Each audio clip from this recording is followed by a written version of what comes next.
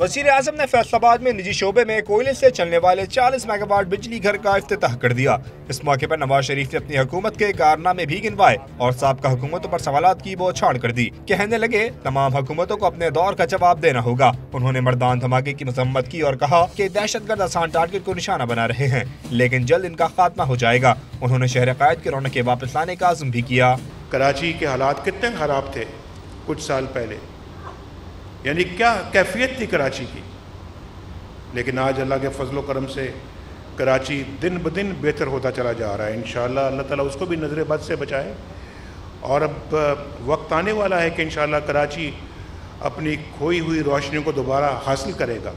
वज़ीर आज़म ने मोटरवे और दीगर तरक्याती मंसूबों पर रोशनी भी डाली और एक बार फिर 2018 को लोड शेडिंग के खात्मे का साल करार दिया।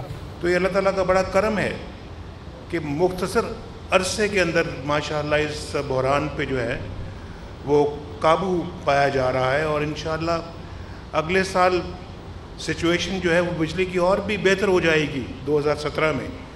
और यकीन है मुझे इंशाअल्लाह अल्लाह ताला की मेहरबानी से कि 2018 लोड शेडिंग के खात्मे का साल होगा।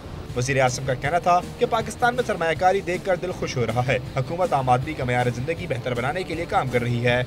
40 मेगावाट का